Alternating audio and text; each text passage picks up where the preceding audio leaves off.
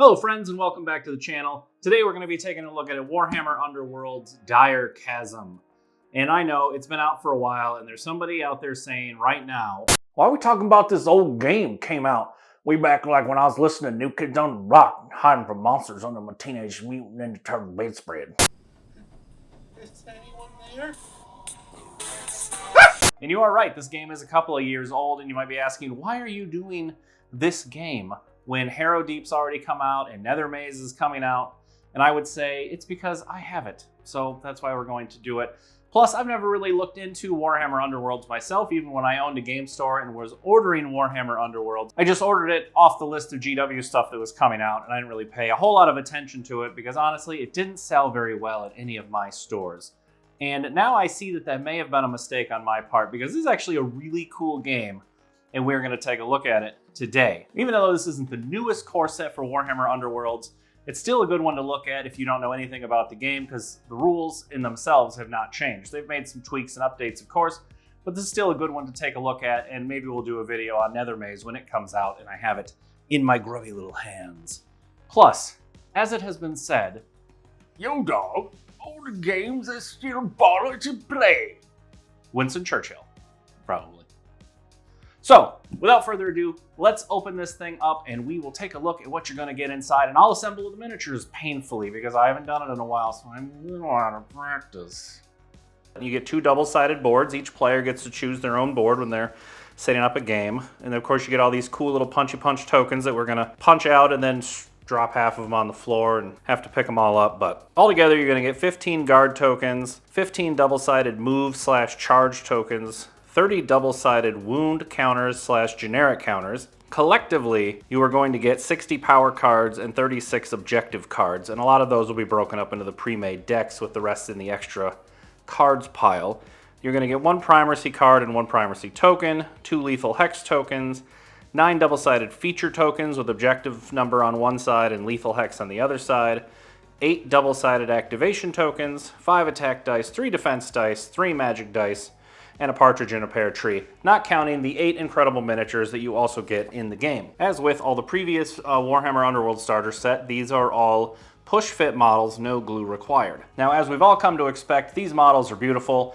They come in colored plastic, so right off the bat, even if you don't paint them, you can just throw them on the board and start playing and easily identify your models. They are wonderfully sculpted and they fit together very nicely. Unfortunately, in my opinion, they are push-fit models, which I am not a big fan of, especially with these particular models because they have a lot of very tiny, delicate, fiddly features. The push-fit thing, it's an interference fit, so sometimes you really got to push it in there, and on these tiny parts, they're easy to break if you aren't careful, and you poke your thumb, which is ouchy. Games Workshop is not typically shy about selling more things, so I'm not sure what the big push for push-fit models. It's a bottle of glue. I mean, even if you're buying the GW glue, which is fine, put them together and go into town. Maybe they don't want people to have to deal with the plastic cement. I mean, I glued these together anyways, and I cannot imagine a situation where these models would not have gone together just as fast with or without glue. Actually, a lot of them, I'm not sure how they would have been push-fit models because, as you can see with this particular model, I janked the hell out of it. Please, oh God, oh my shoulders, oh the fool who put me together didn't know what he was doing. Now, I will say when I was assembling the Mayari's purifiers that part of the dumbness was my own fault because, like an excited idiot, I clipped everything out of the sprue. And then I had a bunch of parts and I was looking down on it and I said, oh no. And then I had to sort everything out and try to identify it from the cryptic pictures in the assembly guide. But I got it figured out for the most part, except for the fiddly guy, which looks like he was in a train wreck. But I took my time with the Dread Pageant and I just clipped out the pieces I need for the guy I was assembling, and that worked beautifully. So I would recommend doing that. Don't be dumb like me. Clip the pieces out that you need, assemble them, and then move on. These models would paint up beautifully for anybody, even with a 3-color minimum base coat and some either Agrax Earthshade or Seraphim Sepia as a quick wash, and they would be looking pimp. So there is that. That's the nice thing about having all these little details is it seems intimidating until you're painting them and then you're like, oh, hey, wait, a wash pretty much goes into all of these recesses, and now all my work is done for me. Thanks, Game Workshop! I was a little dubious with the dice. I like the attack, defense, and magic dice, but I'm always a little hampered when it comes to weird symbols instead of numbers, because in the heat of the moment, you know, especially when you're just getting into a game and you don't know a lot about it and you're learning everything all at the same time, the symbols can be a little overwhelming. And then you feel like you have to reference some archaic tome of iconography to be able to figure out whether or not you hit the guy, or you really hit the guy, or you missed him completely, or you blew yourself up with some sort of alchemy miscast bomb thing stuff. One of the things I particularly like about Warhammer Underworlds is the 3 to 6 model count warbands. I think that's really cool, and it's an excellent selling point for people that are new to miniatures games. I was always a fan of trying to get people into skirmish games like Malifaux or Eldorado or something like that, because it's a lot easier to look at a warband of, like, you know, 5 to 8 guys, or in the case of Warhammer Underworlds, 3 to 6 guys, and once they're all painted, your army's painted and you're good. You're done. And then you have the added benefit with Underworlds, at least with Direchasm, that all of the bases are custom bases. You know, you even have, like, with the Miari's Purifiers, you have like little reeds and little Danielson bonsai trees that you can put on there that are a big pain in the behind because they're push fit, where if they just went in with a little bit of glue would have made my life a lot easier. Games Workshop. From a store owner's perspective, I did not have a lot of luck with Warhammer Underworlds. And I think it's just because I never took the time when I was selling it to understand exactly what I was getting into. Now that I've, like, opened this up and really looked at it, and that was my fault for not digging into it more when it came in. Instead, I just checked the box on the Games Workshop order sheet. Like, oh, Space Marines, check. Orcs, check. The Underworld thing, check. Hobbit thing, pretend I have it, but don't order it because nobody will buy it. I never did that. Anyways, so now that I see what this is, I think it's a really cool idea. But like with any miniatures game, you gotta support it. That was the problem from the game store side. If there's no support behind the game, people are gonna be hesitant to get into any miniatures game that nobody's playing. And if you can get a group of people up at your store playing Warhammer Underworlds, I think this game would sell really well. I also like the fact that there are seasons. Direchasm is a season. Harrow Deep is the next season. Nether Maze is the next season. And models and cards eventually rotate out of play. So you don't get this ridiculous level of skew creep that store owners have to deal with, where a line just grows and grows and grows until eventually your whole store is just War Machine, because they never take anything out of print ever. Nah, nevertheless.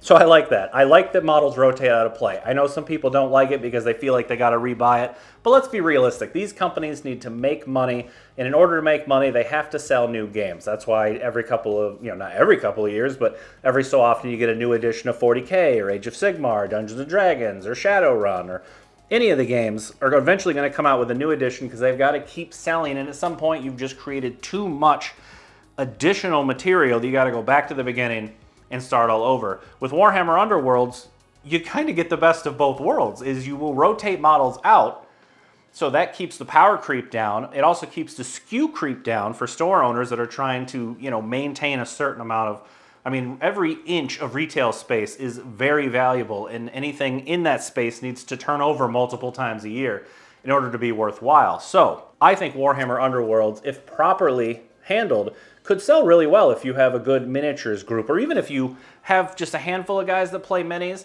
This might be a good way for players to dip their toe in the water, so to speak, because $75-$80 you can get a starter set that's good for 2 people. You get everything you see here with a ton of cards, a ton of tokens, 8 beautifully sculpted models, 2 game boards that are really 4 because they're double-sided. And then the only thing I would say is, if you're going to carry Warhammer Underworlds, and I realized this maybe a little later in my career than I would have liked, I dabbled too much, and I would just, let's carry a couple of starter sets, and I don't know if it's going to sell, Malifaux. My experience, that doesn't work. I think if you're going to carry it, and now's a great time with the Nether Maze coming out, get Nether Maze and stock it deep. Maybe get 3, 4, 5, 6, 8 sets, and then when the expansions come out, get 2 or 3 of them, get 2 or 3 of them, get 2 or 3 of them, and just make a section, like a beautifully displayed section in the store, and sell Warhammer Underworlds. Customers want to feel like there's a level of confidence behind a game, so they know if they get into it, that a week later you're not going to strip it off the shelf and toss it on eBay because it didn't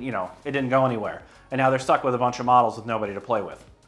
And that maybe that's not everyone's experience, but that's my experience. Players, when they see a big pile of product stacked deep, they're like, man, that is a game that is going to be around for a while and I'm going to get into it.